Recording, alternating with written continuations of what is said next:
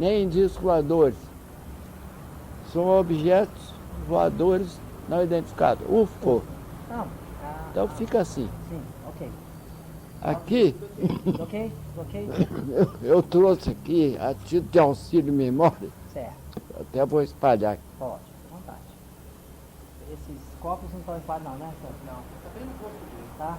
Mas vem como interferência? É diferença, Zé? Prefere que tire? Não? Sem problema? Ok. Então tá, então organiza e a gente começa. É rápido. Não, pode ficar à vontade. O senhor é que calcula isso. Tá? Isso é para auxiliar Pode. e até ajuda A conduzir direcionar, né? Lógico. a entrevista para para... daquela forma. Eu já vou trabalhando nas imagens do senhor aí. Forma, dimensão, sustentação, produção, luminosidade, aceleração.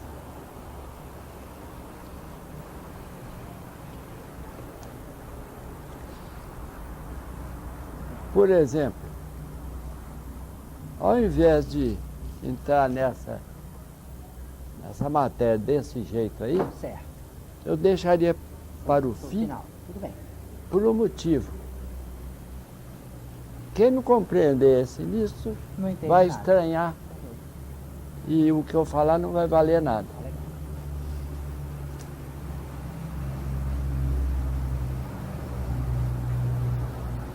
Então, eu perguntaria, por exemplo, por que que os UFOs, primeiro, se eles existem, e se existem provas, por que que o estudo sobre eles é disseminado através do mundo todo? Por que que eu me envolvi nessa matéria? Coisa assim. Tá ok. Então vamos começar como o senhor se envolveu, e aí o senhor fala um pouco da biografia do senhor, só para a gente registrar formalmente. Nome. Aí você pode fazer perguntas Sim, objetivas. Sim, vamos lá. Tá ok? Ok. Então, começando, professor, Eu tô com tosse. pode ficar, ele está regulando aí por ali.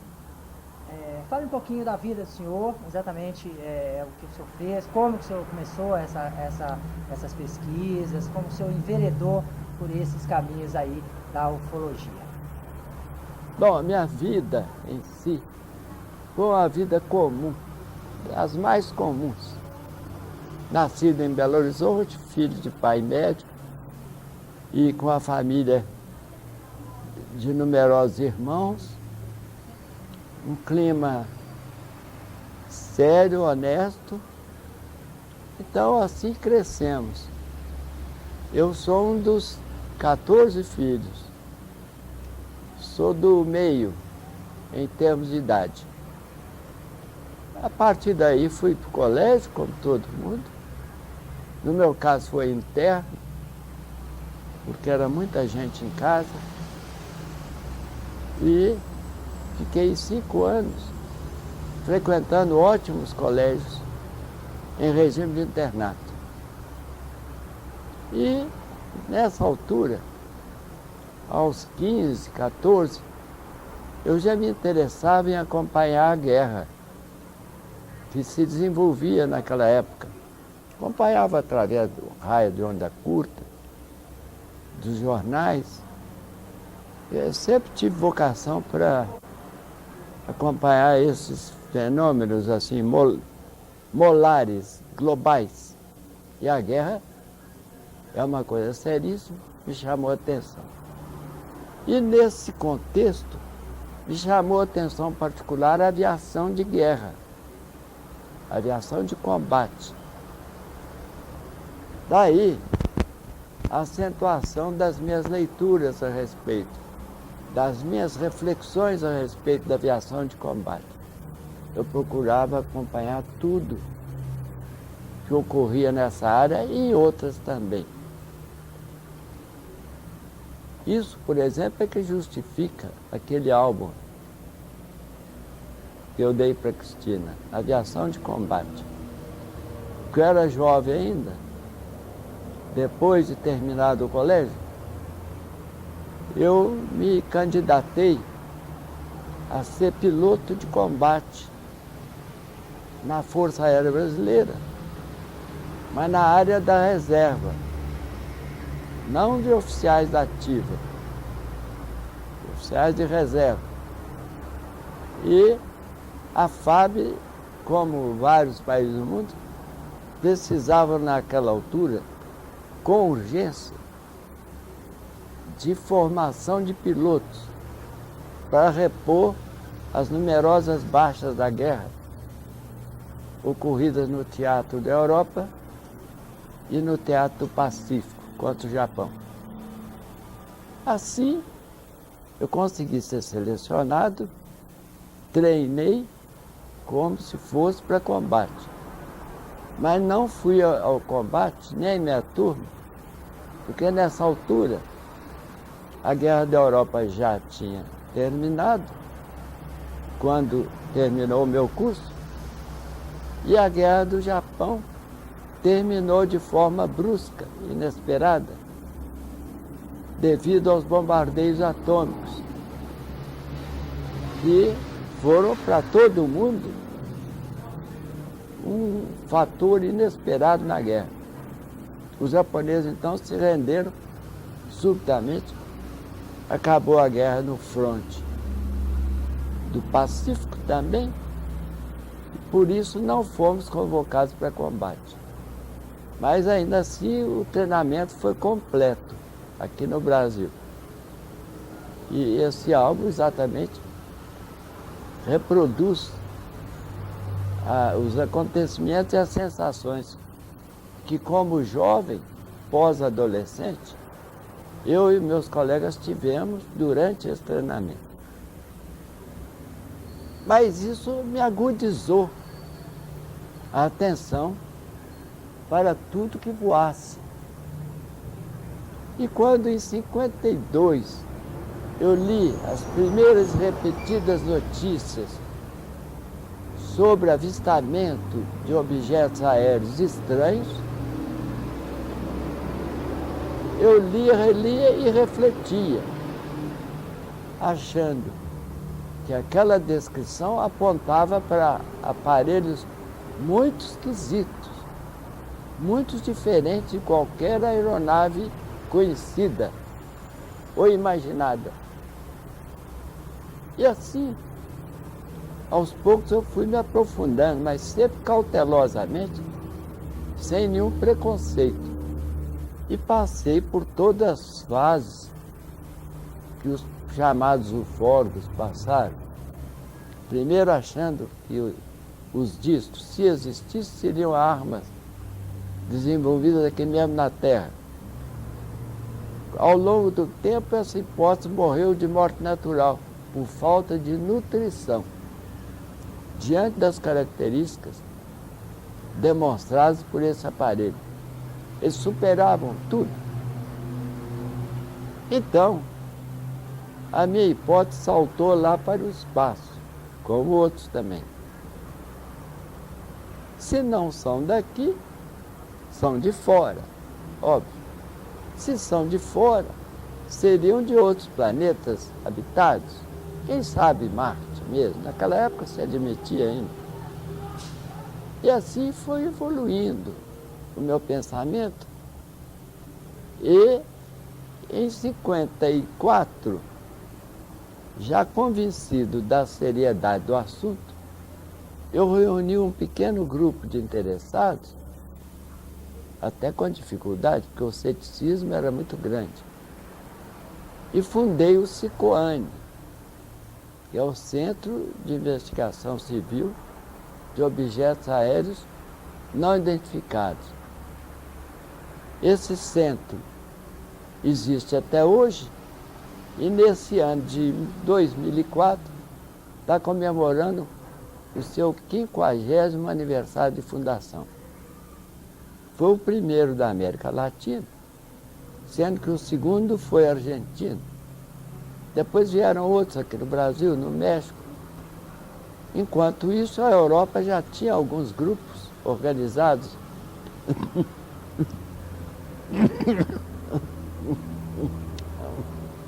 A América também. Entrando em correspondência com esses grupos, Isso ainda mais me fortaleceu a crença de que o assunto era estranho, mas sério assim mesmo. Então, em 54 mesmo, fundado o Sicoane, nós começamos a investigação de campo. Sabe o que é a investigação de campo? Existem duas grandes ramas.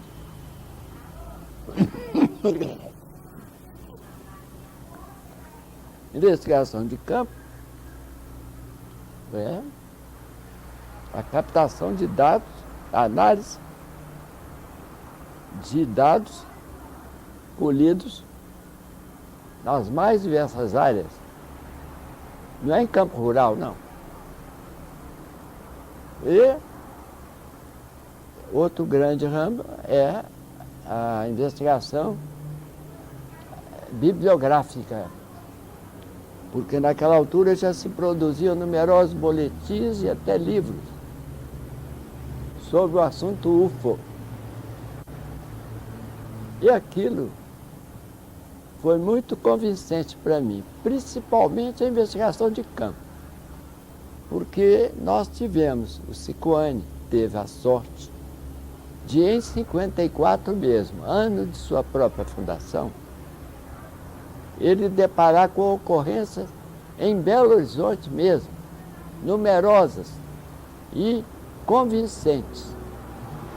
Algumas delas estão relacionadas nesse pequeno álbum que eu entreguei a Cristina. E eu próprio vi, de forma não tão nítida quanto outros que viram de perto.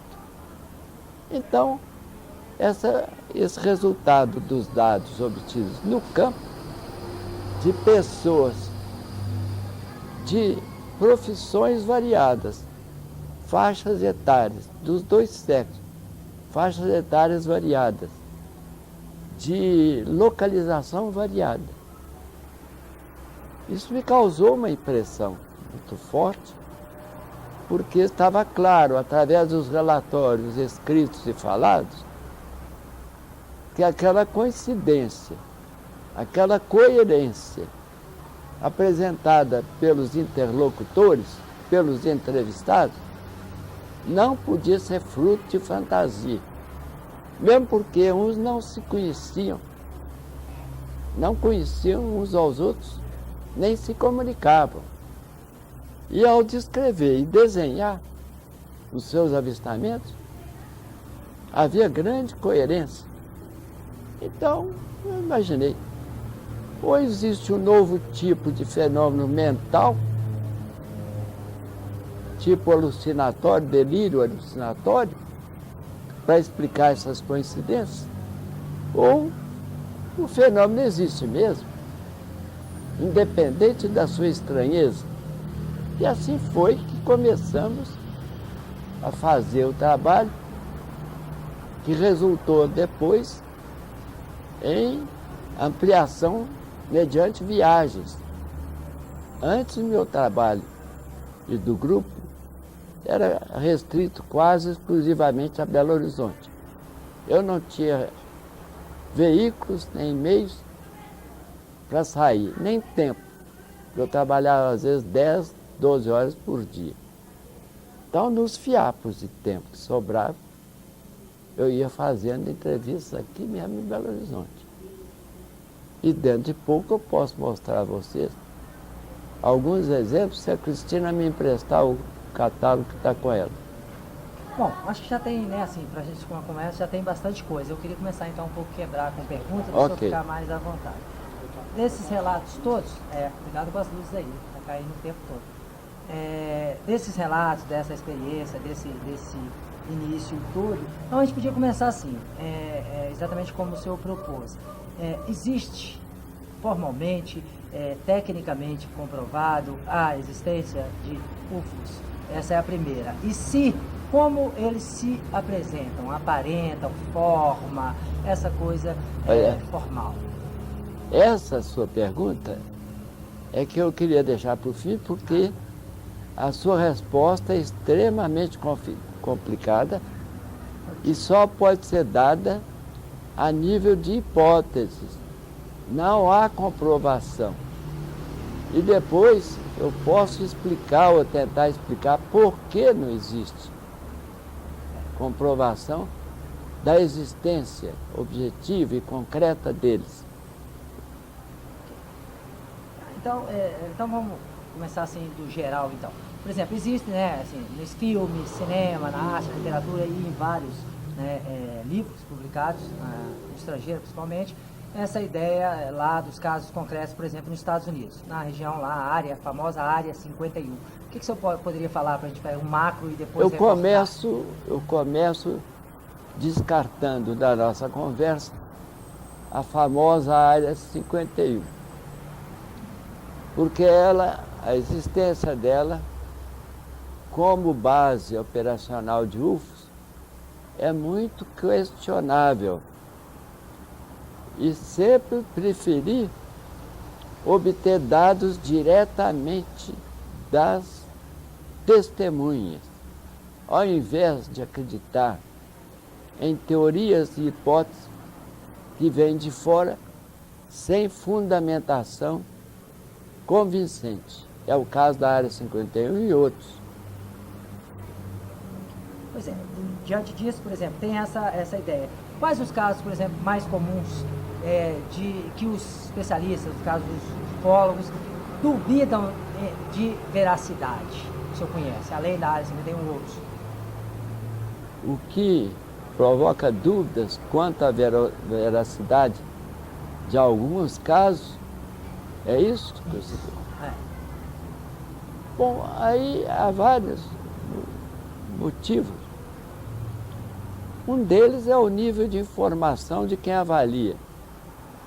A gente que está tão por fora, independente do seu nível de erudição, há pessoas que estão tão por fora do assunto, que quando falam, emitem apenas palpites. Como é, por exemplo, o palpite sobre um jogo de futebol. Quem vai ganhar, quem não vai ganhar. Não vale nada. Agora, existem outras razões.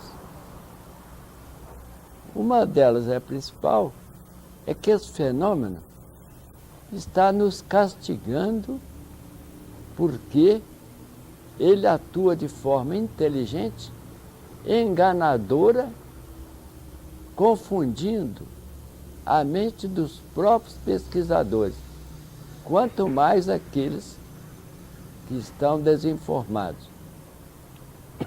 E agora, depois de tantos anos, eu estou convencido de que eles fazem essa confusão de propósito, para nos pegar de surpresa no momento oportuno que eles marcarem. São táticas que eles usam, as quais a psicologia ajuda a esclarecer. Não esclarece, mas ajuda. E como sou psicólogo, entendo um pouquinho de psicologia, eu pude refletir mais detidamente sobre essas táticas. Eles estão aí nos enganando.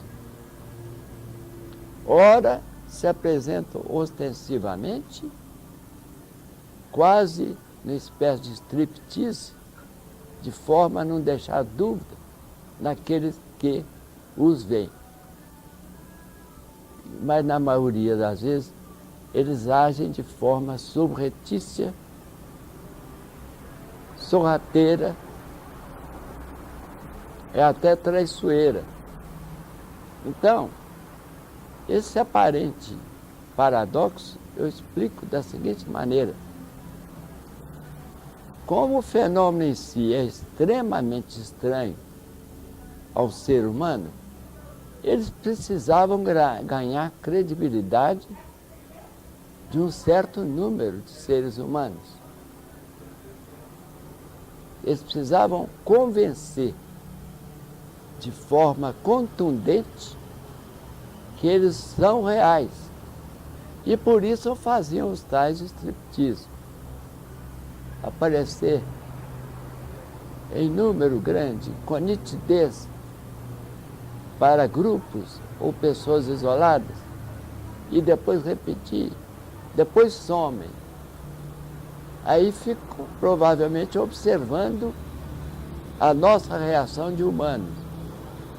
Somem, continuam praticando as suas artes, depois voltam a essa demonstração explícita, ostensiva, depois voltam ao segredo. Mas o que predomina no comportamento deles, sem dúvida nenhuma, é o segredo, é o engano. De vez em quando eles aparecem de forma ostensiva, só para garantir que eles são dignos de crédito.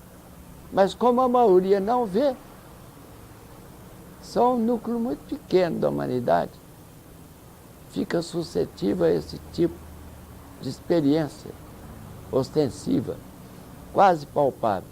E como o senhor definiria, pelos vários relatos das testemunhas, das pessoas que o senhor entrevistou, e até mesmo o senhor disse que vivenciou, né, do caso de vivência, de contato, de avistamentos que o senhor mesmo presenciou, como que o senhor define esse contato? Como que você definiria isso, ou as pessoas definiriam esse contato? Como assim? Desses seres, esse contato. Como definiria o contato? Esses contatos. Como as pessoas dizem que Ué, é mais comum. O que a gente chama de contatos é mais observação visual, às vezes acompanhada de outras manifestações sensíveis, como ruído, às vezes, como cheiro, às vezes, e também como marcas no solo, às vezes. Mas na maioria são observações visuais rápidas, imprevistas para o observador, mas ainda assim contundentes devido à sua proximidade e à nitidez dessas aparições. Vez por outra, raramente uma foto. Uma foto, outra é digna de crédito. Enquanto, na maioria das vezes, elas são passíveis de dúvida. Mesmo porque os artifícios, como vocês sabem, que são passíveis de serem usados na fabricação ou distorção de foto, esses artifícios são muito numerosos. Você quer que interfere? Dentro desses relatos, dessas testemunhas, desse trabalho todo que o senhor fez durante muito tempo, o que mesmo? O que define para essas pessoas, o que elas dizem, né, dessa estranheza? O que é estranho para elas? Como elas definem isso? Na medida em que o fenômeno é estudado em certo nível de profundidade, os estudiosos vão encontrando o que se chama uma síndrome de estranheza relativa aos UFOs. Síndrome, no meu entender, é um conjunto de sintomas. Não é um sintoma só que forma uma síndrome. É um conjunto de sintomas que se organiza e se direciona no sentido de particularizar a verdadeira natureza de um fenômeno, seja que tipo for, atmosférico, seja que tipo. Por exemplo, na medicina, o médico não pode chegar a um diagnóstico se a pessoa chega e fala: eu estou sentindo dor de cabeça. E fica só nisso. É um sintoma. Porque a dor de cabeça pode ter múltiplas causas. O médico não pode embarcar na primeira ideia que ele tem. Ele tem que investigar. Eu ouvi vários relatos nesse livro exatamente desse fenômeno dor de cabeça em várias pessoas. Como? Mas isso é outra coisa, eu estou dando. Sim, pois é, Eu mas estou essa fazendo uma experiência, analogia. essa referência, por exemplo, no procedimento natural da pessoa, físico. Eu fiquei curioso sobre isso nós falaremos agora no fecho. O que eu estou fazendo é uma analogia para esclarecer mais esse conceito de síndrome. Quando eu citei o médico, que todo mundo já foi a médico e sabe, quase todo mundo já teve dor de cabeça. E o médico não pode dizer prontamente, a sua dor de cabeça tem tal ou qual causa. Ele vai investigar no seu campo clínico e vai compor o quadro com investigações diversas, inclusive de laboratório, e vai procurar outros sintomas que eventualmente se correlacionem com a tal dor de cabeça. Ele então está fazendo o que a ciência faz de um modo geral. Ela não diagnostica nenhum fenômeno, não explica nenhum fenômeno com base em poucos dados. Ela vai captar, tanto quanto possível, numerosos dados sobre aquele fenômeno e, como no jogo de paciência ou quebra-cabeça, ela vai tentar relacionar os dados que têm coerência e, às vezes, abandonar os dados dissonantes ou incoerentes, no sentido de achar o significado para aquela doença, para aquele fenômeno, e aí ele pode diagnosticar, ou seja, descrever. Então, a abordagem quanto aos UFOs não difere disso. O que eu fiz e outros é sair a campo, captando dados tão fidedignos quanto possível. E depois procurando examinar se existem conexões entre a grande variedade de dados. O que está aqui, por exemplo, exemplifica como o fenômeno é mais detectado visualmente, então vem a questão da forma. Que forma tinha? A dimensão.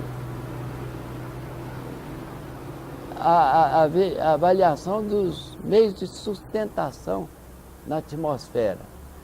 No caso do avião, por exemplo, todo mundo sabe que são as asas. A propulsão, que normalmente produz ruído. E tem também suas limitações. Cada motor tem a sua potência máxima. A luminosidade, se é igual ou tem conotações estranhas. A velocidade, se ela se enquadra dentro das velocidades conseguidas pelo homem para as aeronaves, ou se extrapola. Se extrapola, quanto de extrapolação? Outra coisa, a variação dessa velocidade em termos de aceleração positiva ou aceleração negativa. Por exemplo, você falar, a coisa estava perto de mim. Aí, sem fazer ruído, aquela coisa levantou voo verticalmente e foi diminuindo de tamanho com uma velocidade inacreditável. Tudo sem fazer ruído. Então, nesse caso, nós já temos de estranha forma, que a coisa, por exemplo, era quadrada. O mais comum, o que tinha de mais comum dentro dessas características básicas? A forma, o que era predominante nos relatos? Não, isso a gente tem, eu estou falando sobre a análise de cada caso.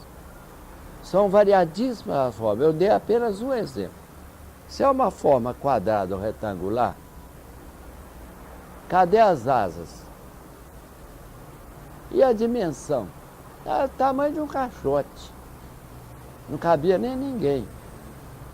É outra coisa estranha. Ou então era do tamanho de um navio. Navio voando. A sustentação, as asas, Ele não menciona asa, não tinha. Não tinha asa. Mas ele parou no ar, ele parou. Às vezes para horas, sem fazer ruído, sem asas, sem nada. Então nós já temos reunidas várias características estranhas,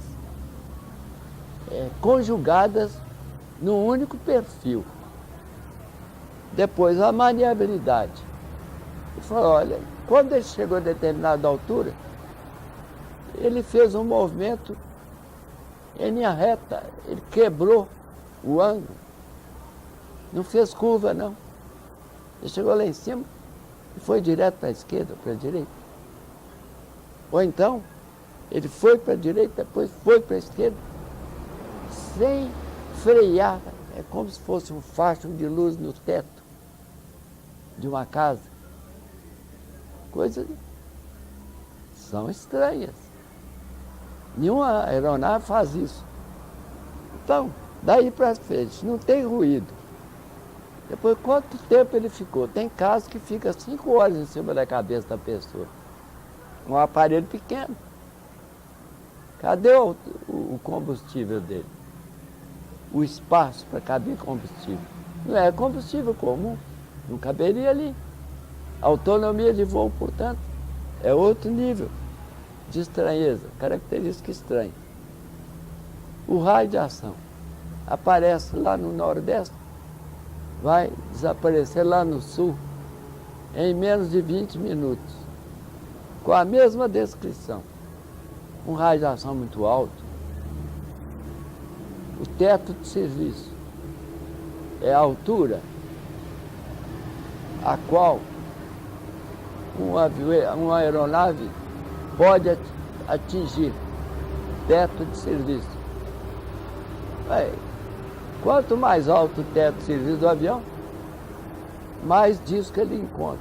O senhor teria um caso específico, dentro de tantos, pensando assim que isso é um mosaico muito complicado, uma variedade muito grande, um que o senhor interessou de perto, por exemplo, que o senhor pudesse dar para a gente, pensando nessa relação com as pessoas que vão estar ouvindo e vendo isso sem causar mais estranheza ainda, porque aí não tem informação nenhuma sobre. Então, por exemplo, com essas características, qual é a forma? Porque tem tantas descrições e ao mesmo tempo o senso comum.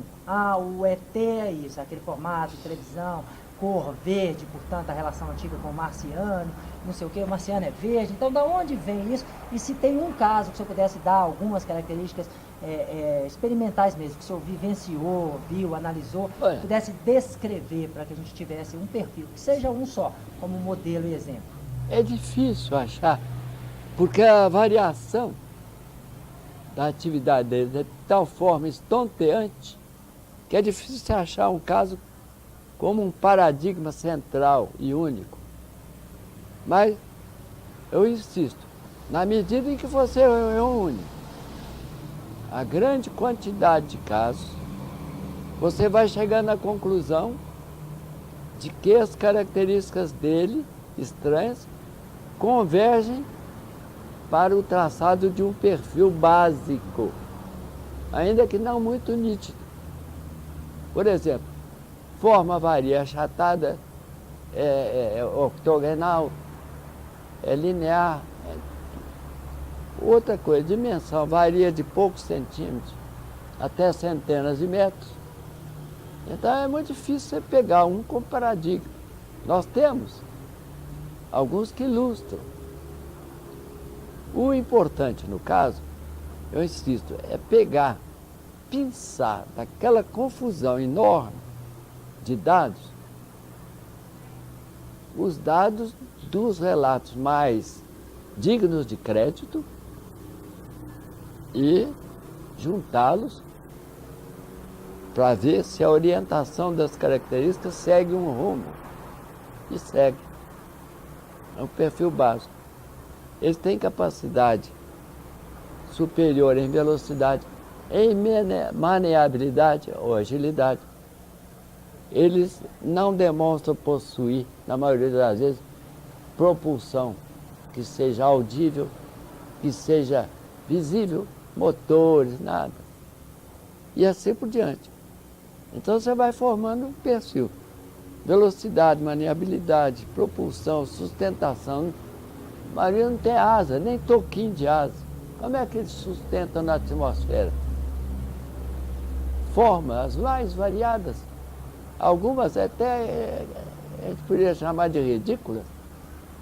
Sabe? Por isso não pode existir, mas... Pensando só no senso comum, exatamente as pessoas mesmo que não têm informação nenhuma, independente se acreditam ou não, e aí exemplificando como a gente tinha comentado, mesmo que saia um pouquinho, mas, por exemplo, como um caso específico, aqui em Minas, essa coisa de Varginha. O que tem de concreto de Varginha? O que tem de referência? O que o senhor sabe? O que você estudou? Tentar, qual é o perfil dessa região específica, desse famoso ET de Varginha? Eu posso escolher um que eu investiguei com muito afinco, eu e o grupo, e que tem muito mais validade e credibilidade que o de Varginha. Mas eu gostaria que se o senhor tivesse mesmo crítica à relação de Varginha, como o senhor vê, porque é importante, porque esse é o senso comum, existe lá e Varginha não vai, vira uma festa, um espetáculo. Eu queria como o senhor entende esse fenômeno Varginha, por exemplo? Eu entendo como a manifestação de alguns seres que estão subindo cada vez com maior frequência do fundo da Terra até a superfície. E não são seres extraterrestres. Eles podem até ser transportados por disco voador, porque os próprios discos voadores podem ser fabricados por civilizações interioranas. E eles tripularem essa. Mas não vêm de outro planeta.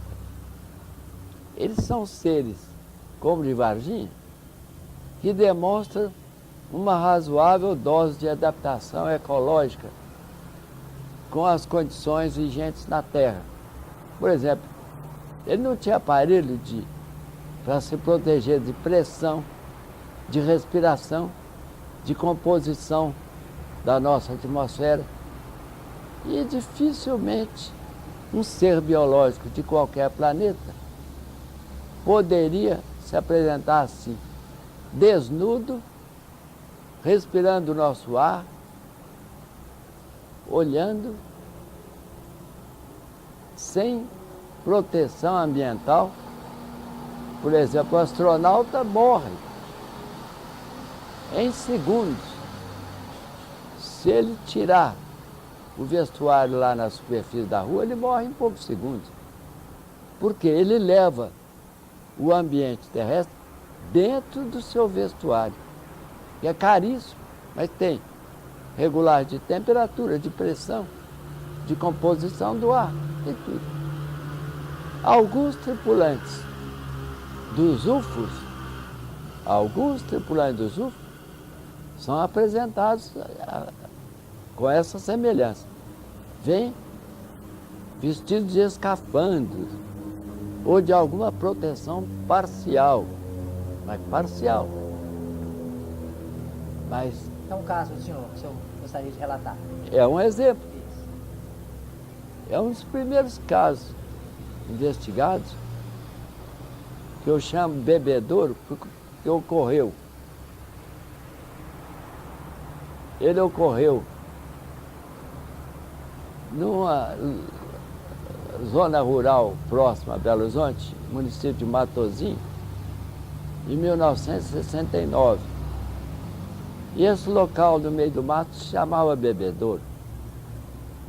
Então, o rapaz, que na época era soldado da Polícia Militar e era aficionado pela pesca, foi aproveitar o domingo para pescar na lagoa onde habitualmente ele ia.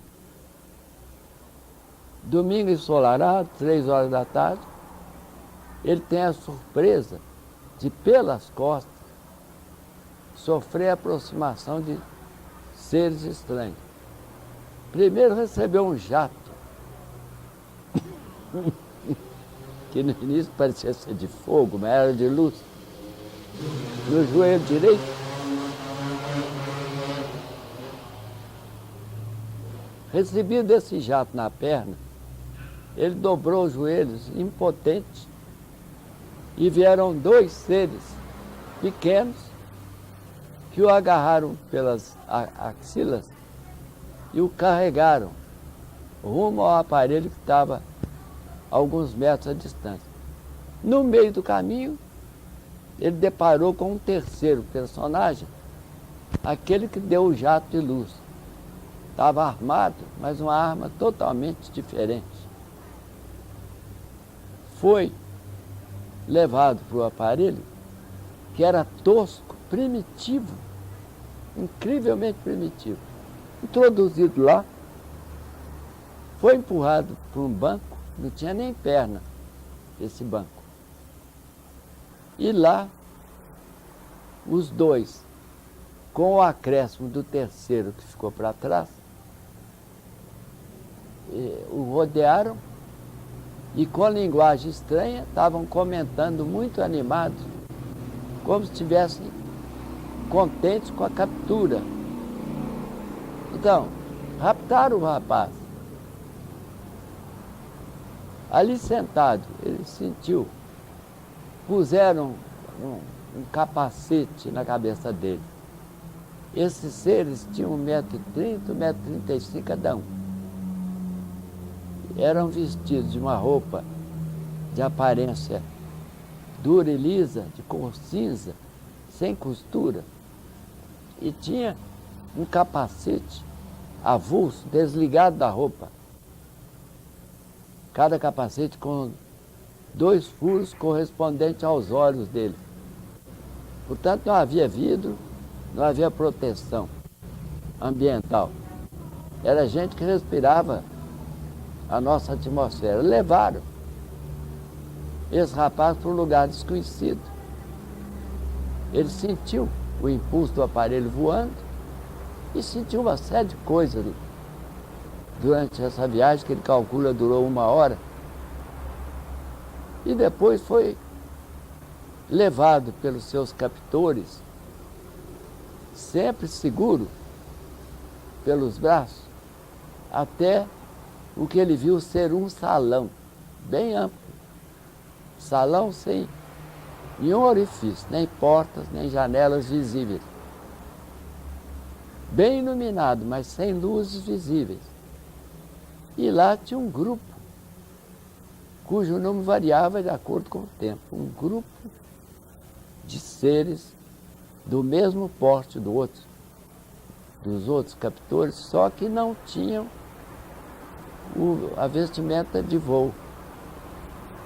Aí ele reparou, apavorado, sentado lá, na beirada do salão, que esse grupo, a hora aumentava, a hora diminuía, como se houvesse uma porta atrás das costas dele. E ele preso ali, ficou observando, com a expectativa mais trágica. Mesmo porque ele, olhando para a esquerda, ele viu 4 cadáveres humanos. 4 pessoas desnudas, espichadas, sobre uma espécie de tablado, do lado esquerdo, a pouca distância dele. E ele garantiu que não estavam dormindo, não estavam feridos, simplesmente estavam mortos. Falei, eu trabalhei como padioleiro na Polícia Militar durante 2 anos. Eu sei bem identificar a pessoa quando está morta. E ele passou várias horas lá. O olhar dele vagueava através do salão e ele viu pinturas diversas. Só um pouquinho, pode interromper, pode passar, pode ficar à vontade, pode entrar. Só, problema não, a gente interrompe. Se precisar, problema não. Daí a gente retoma. Vamos lá. Entender que está caindo muita luz. Retomando. Ele viu pinturas diversas na parede. Só aproveitando essa retomada, se eu acho, nesses casos, se tem também, se dá para estipular mesmo que seja uma hipótese, qual é a finalidade, ou qual seria a finalidade desse sequestro, dessa abdução, né, como chama, eu andei olhando, qual seria isso, o que eles relatam, mas como seria esse propósito? A explicação dessa atitude, sim, não é possível assegurar nada, só no nível de hipótese. No meu caso, minha hipótese é que eles estavam estudando o comportamento do rapaz, assim como dos outros. Os outros podem ter sido mortos ou terem tido morte natural lá, devido ao ambiente estranho. Mas isso não se pode assegurar. É mais um indício que se casa com outros indícios. Não iguais, mas semelhantes. Então, esse rapaz estava apavorado pensando que tinha chegado a hora dele.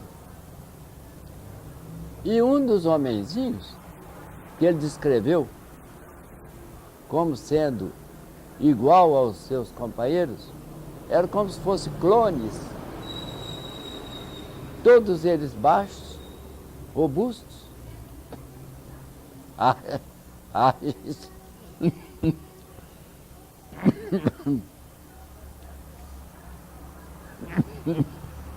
Muito barbados, com barba que ultrapassava a cintura, cabelo que ultrapassava a cintura e enchendo grande parte do rosto, de tal forma que ele viu só que eles eram de cor pálida. Tinham os olhos fundos, esverdeados, e todos falando uma língua estranha. Ele não entendia coisa nenhuma. Muito animados entre si. Pegaram a mochila dele, ele tinha uma mochila improvisada, que o terceiro homem deve ter pego no campo e levado para a parede. Lá eles amarraram a mochila e examinaram um a um todos os pertences dele. Modesto, ele é pobre, tinha uma muda de roupa, tinha comida como arroz, feijão, lata de sardinha, fósforo, tudo para um pescador utilizar durante as coisas. Tinha 2 ou 3 facões. Tudo isso passou de mão em mão entre os 10 ou 12 homenzinhos. E pegaram a identidade dele. Tudo que foi pego foi devolvido à sua bagagem, menos a identidade. E isso causou problema para ele, porque ele é a única identidade. O que foi devolvido para a bagagem eram as duplicatas ou triplicatas de dinheiro, caixa de fósforo, de roupa, etc. Mas a identidade não. Aí... Só de novo nessa ideia, nessa coisa da hipótese mesmo e tal. O que o senhor acha, ou o que o senhor, poderia deduzir, desses vários relatos, o objetivo deles com os seres humanos? É o que eu já falei. Nós só podemos formular hipóteses.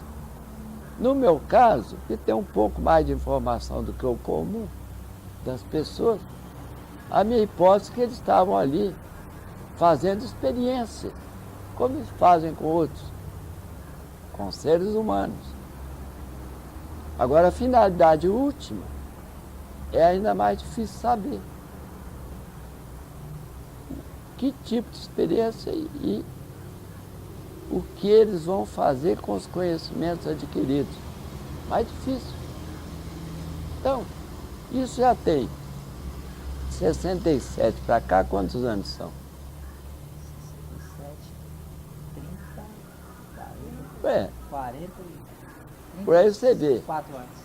Tantos anos e décadas se passam e ninguém consegue dar uma explicação unificada, plausível, e nem vai conseguir se os UFOs continuarem assim, com essa atitude evasiva, sorrateira, enganosa. Não vamos conseguir, salvo orientação divina.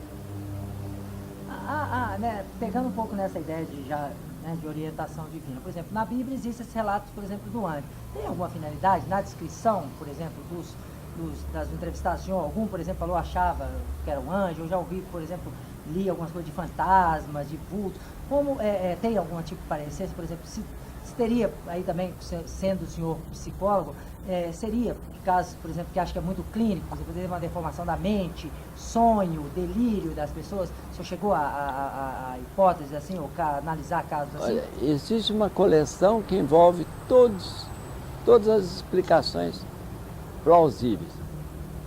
E sempre, dependendo do grau de estranheza, a primeira questão se refere ao grau de sanidade mental do observador. Ele está falando uma coisa tão absurda, tão fora de esquadro, que automaticamente leva uma pessoa a essa suspeita inicial. Mas se ela for estudiosa e despreconceituosa, ela vai estudar esse caso em profundidade, estudar outros e outros e outros, e aí vai ter mais base para comparar e avaliar o grau de credibilidade. Quando eu falo grau, significa que nunca existe 100% nesse grau. Ele pode se aproximar, mais ou menos. Alguns são notoriamente indignos de crédito. Eu mesmo já estudei vários. A própria pessoa depois confessou. Mas são casos mais raros. A maioria de enganos se refere à má interpretação, à falsa interpretação. A pessoa é honesta, ela é saudável e interpretou aquilo de uma forma estranha que, ao ser estudada, teve essa estranheza diminuída ou eliminada. Por exemplo, caso de avião comum, farol, eu mesmo já tive experiência. Um farol tão intenso que parecia fixo, intensíssimo, muito mais do que Vênus. Durou 1, 2 minutos. De repente aquele farol mudou de rumo. Aí é que eu notei que era um avião que estava se aproximando, com um farol, chamado farol anticolisão aceso, propositalmente muito intenso para evitar colisões aéreas. E, ao fazer o contorno da sua trajetória, ele se revelou avião, porque tinha as luzes de navegação tradicionais, etc. Depois veio até ruído, que se aproximou. Então, a margem... A fita está acabando, não, mas aí nesse relato aí denso, com tantas possibilidades, existe nos casos analisados pelo senhor, ou mesmo como experiência, como se fosse uma conclusão, mas ainda é hipótese, nós estamos falando em hipótese o tempo todo, né? Existe algum caso, por exemplo, de uma outra forma de comunicação, a não ser o contato visual, não esse caso específico, sim, mas, por exemplo, uma forma de comunicação, por exemplo, de diálogo, de fala verbal, esses casos seriam interessantes, até porque acho que são mais... Verbal? Isso, verbal e o como no caso do soldado foi, só que a língua dele, o conhecimento não era compatível com a língua praticada pelos outros, mas era verbal, só o som era audível. E em muitos outros casos, a comunicação verbal é citada. Numa minoria de casos, a comunicação chamada telepática, mente a mente, é citada também, às vezes de forma muito digna de crédito. Às vezes. Então, há de tudo, uma coleção imensa. A variedade é enorme. Aqui, eu me limitei a características dos aparelhos. Mas existem as características dos tripulantes que não estão aqui, no nosso baralho, e que são mais variadas ainda.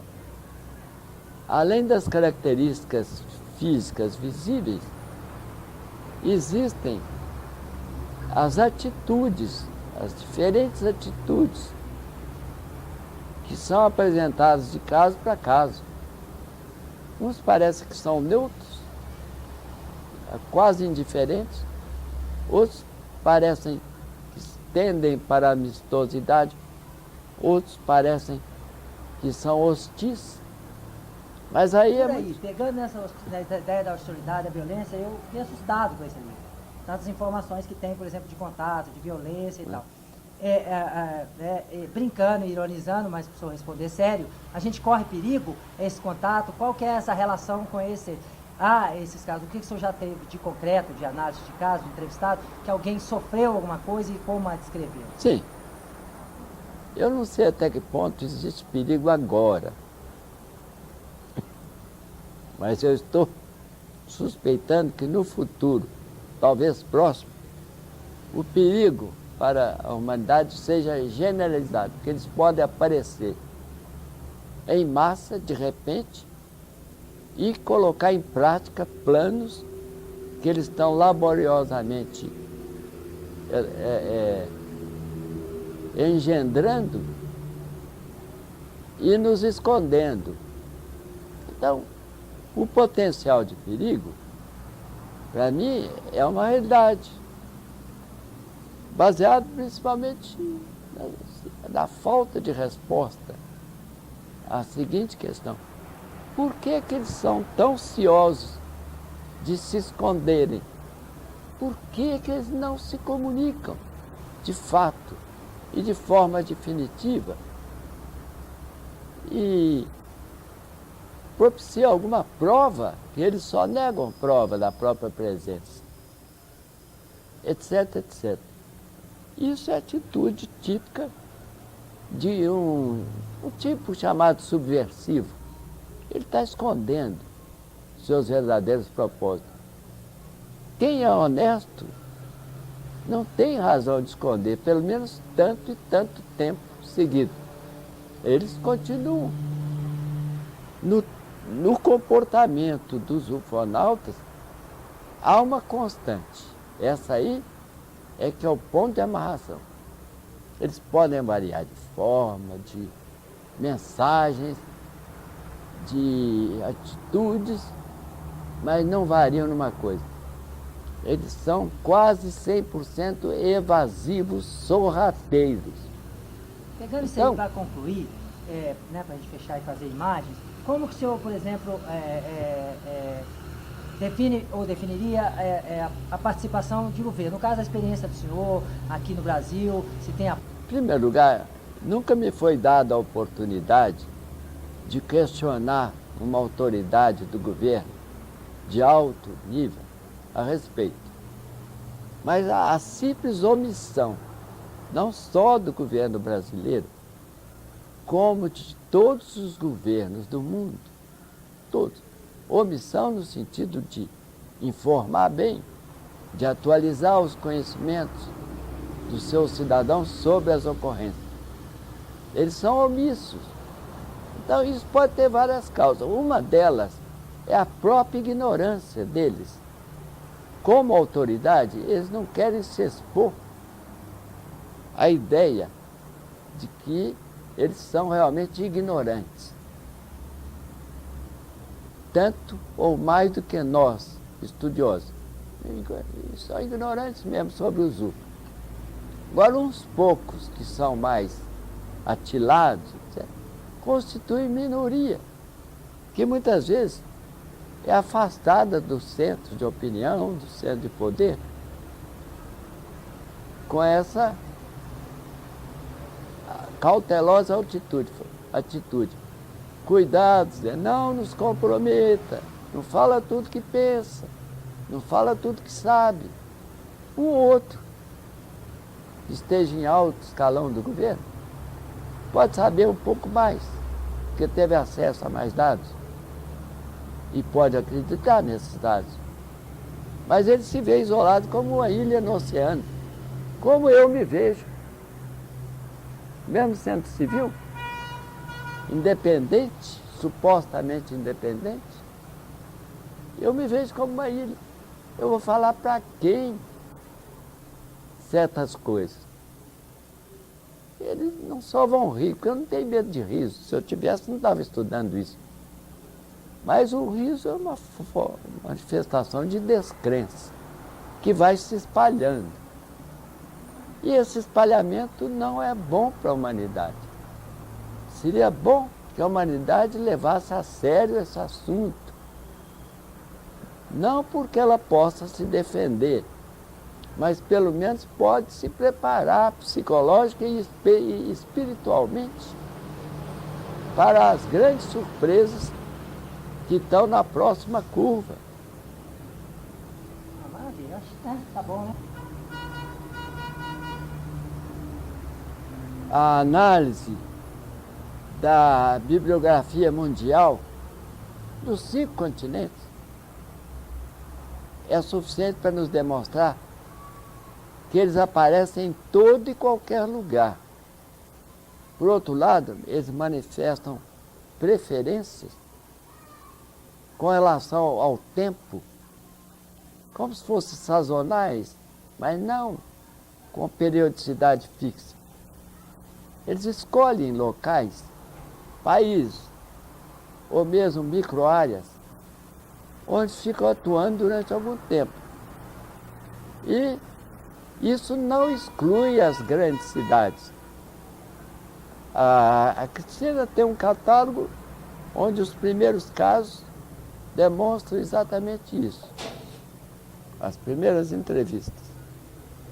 Casos ocorridos em Belo Horizonte, em plena rua, em pleno quintal, ou até dentro da casa. Continuo? Continua, pode ficar à vontade.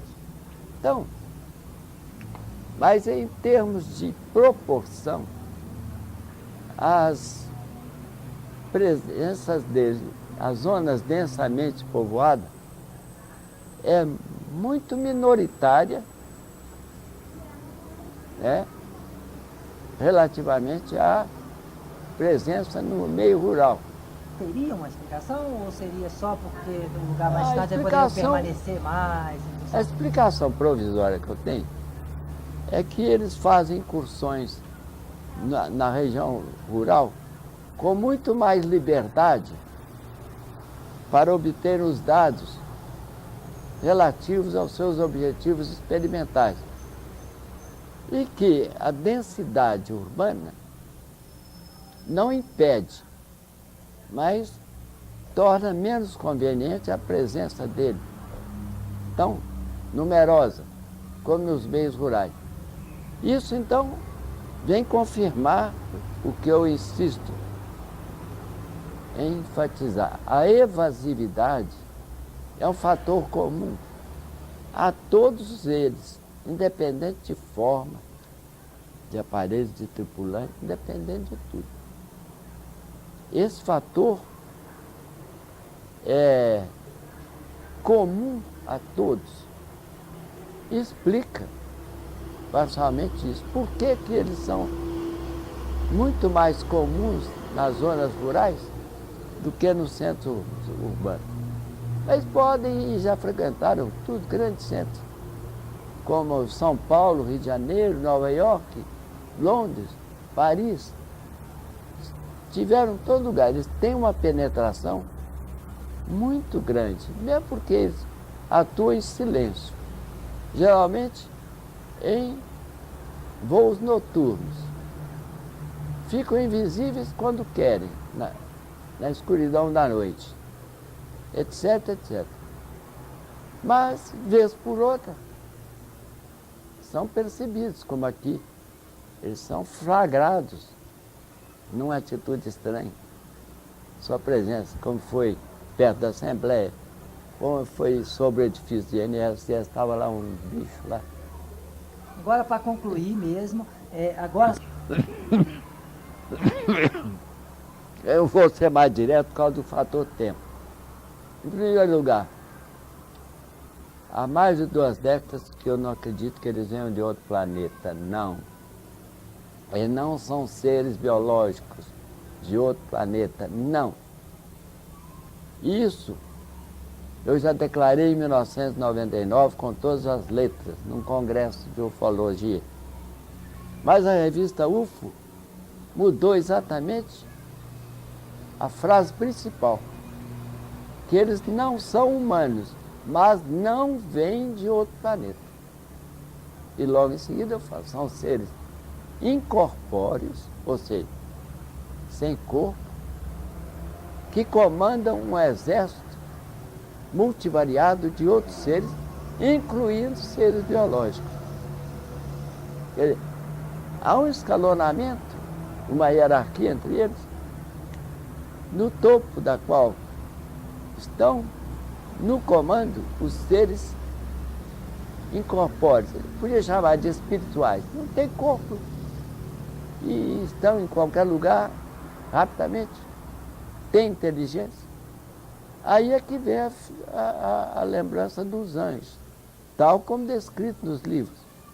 Os anjos já foram criados assim, incorpóreos, mas são inteligentes. E alguns muitíssimos mais do que qualquer humano, né? E não tem necessidade de matéria para se locomover, para sobreviver. São imortais.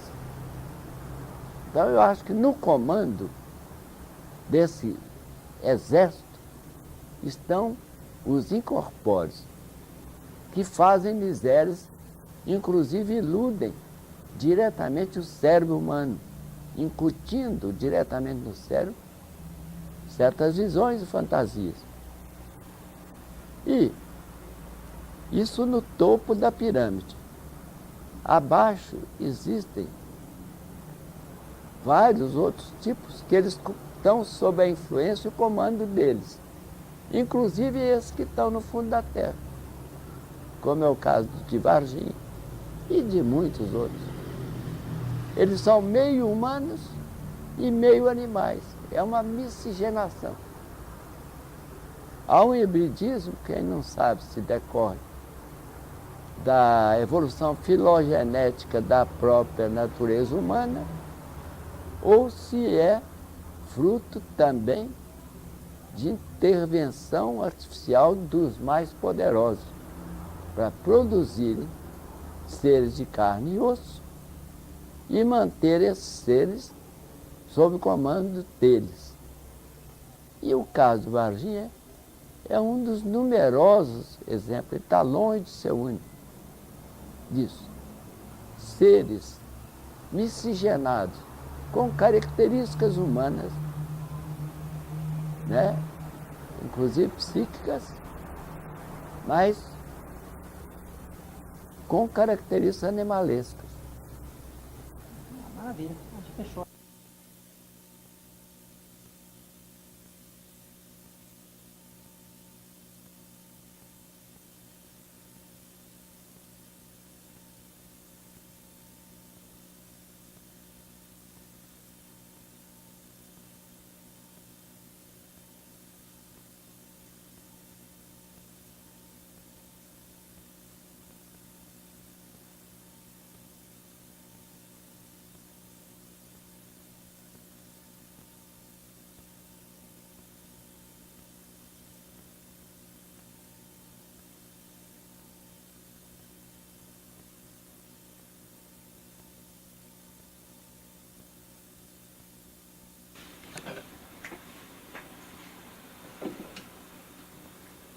Ali eu tenho que mostrar um pouco de cada coisa e chegar aos desenhos. Vamos ver aqui. Não, pode ficar à vontade. Isso pra ordem, isso aí não tem problema não. Você pode comentar o que você quiser, porque isso aí depois vai ser editado mesmo. Comentar, mostrar, falar o que você quiser. Segura, por favor.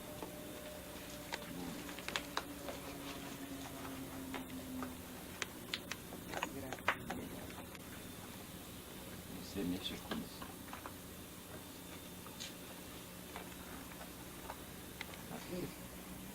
Eu te conto, como por exemplo esse, um desses, Morro da Luta, esse. Isso eu sei que preencheu, hein? Ah, é, professor? Deve ser essa letra aí. Nossa. Era a única que Deixa eu ver. preenchi. Chiquérrimo, seu... Ninguém mexia pra mim.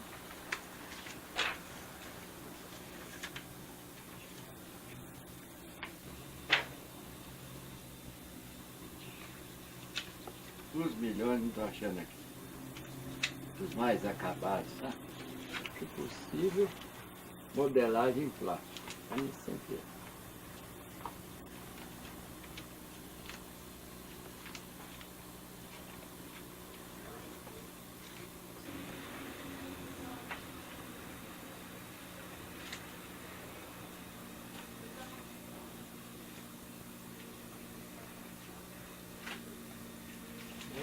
Eu queria.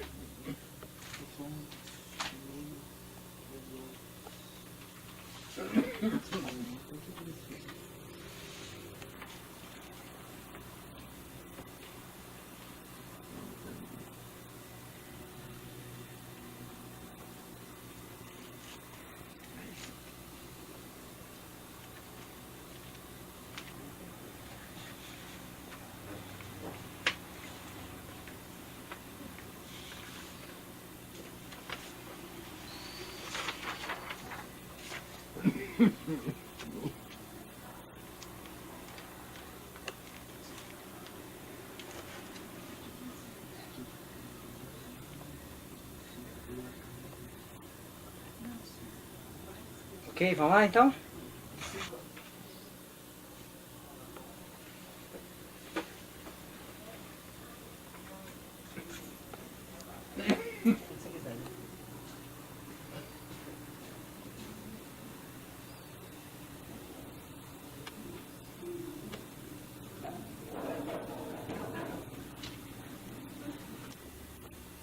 Com a finalidade de obter dados confiáveis sobre os UFOs, nós procuramos seguir uma metodologia científica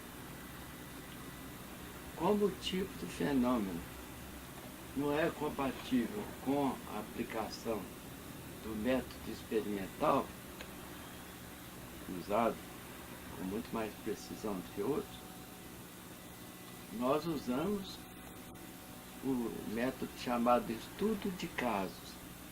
Então levantamos caso por caso e vamos depois analisá-los individualmente e compará-lo com um conjunto de outros casos devidamente analisados. Esse método é muito comum, comumente usado nos ramos das ciências humanas e sociais, onde a aplicação do método experimental se torna difícil ou impossível. Então, com esse objetivo de seguir uma orientação científica, a gente tem que é a procura de dados confiáveis. Como a natureza do fenômeno exige, nós vamos com equipamento fotográfico, filmográfico, etc., já sabendo de antemão que dificilmente teremos oportunidade de fazer registro. Porque as aparições, além de imprevisíveis, as aparições de UFO são muito fugazes, rápidas. E, ao chegarmos para investigar determinado caso, nós vamos encontrar só traços de memória na mente do observador ou observadores. Nós não vamos encontrar normalmente traços de mais nada. Então, no caso da psicologia ajuda, né, porque dá um pouco mais de habilidade para tratar desse tipo de imagens de memória. Nós fazemos então, a entrevista pessoal, porque A entrevista por tabela, como todo mundo sabe, pode conter várias distorções, ainda que involuntárias. E a entrevista pessoal nos permite o questionamento de dados, inclusive aparentemente insignificantes, mas que para o estudo do problema podem ter significado. E também a entrevista pessoal nos permite a observação do comportamento do observador enquanto é entrevistado. Esse comportamento envolve o teor do caso que ele conta, mas também envolve uma observação do estado emocional dele e das graduais mudanças nesse estado quando o caso tem um conteúdo emocional muito alto, como é, por exemplo, como o sujeito na noite ficar amedrontado diante da luz ou do aparelho que está em cima dele. Ele vai denotar um resquício desse medo ou pavor ao recontar o caso. É importante, então, a gente estar atento para as variáveis emocionais contidas no relato. E também outros meios de expressões, porque conforme o professor Pierre Weil explica muito bem, o corpo fala, o corpo todo contribui para a transmissão da mensagem. Muitas vezes a pessoa está falando uma coisa e o olhar está falando outra. A dissonância, outras vezes a coerência, a expressão facial, a postura, os gestos, a mímica, tudo isso enriquece uma entrevista pessoalmente feita, principalmente quando o entrevistador é psicólogo, que ele conhece um pouco da técnica e da arte da entrevista que ele aplica quase diariamente. Então, com esse objetivo, é que nós temos viajado através de 32 anos consecutivos para ter a garantia de obter dados tão fidedignos quanto possíveis, obtidos em relato, olho no olho, obtidos nos mínimos detalhes, na medida do possível, que às vezes a pessoa viu poucos detalhes. E aí, a gente vai reconstituindo, através do interrogatório, e não tem nada de policial, mas não tem nada de pressão, de suspeição, interrogatório limpo. A gente vai conseguindo estabelecer um acordo, um nível de confiabilidade com o entrevistado, para que ele conte aquilo que realmente ele percebeu, ainda que seja distorcido do ponto de vista objetivo. Às vezes ele viu uma coisa e não sabe como descrever, etc. Então, para enriquecer o relato, que é normalmente gravado, conforme vocês vão ver nessas quase 500 fitas, para enriquecer, nós recorremos ao desenho, sempre que recomendável. O desenho é feito pela pessoa, ela própria delineia, geralmente com traços muito primitivos, que são pessoas pouco letradas, pouco treinadas, mas isso não invalida, mesmo porque a gente vai marcando as partes e ela assinala com números, E aqui nesses números aparece a descrição daquilo que ela descreveu, sucinta. Aqui, se estava apagado ou aceso, essa parte. Aqui o código numérico, que consta de uma tabela de catálogo de cores que nós sempre levamos como equipamento usual. E a tradução por escrito.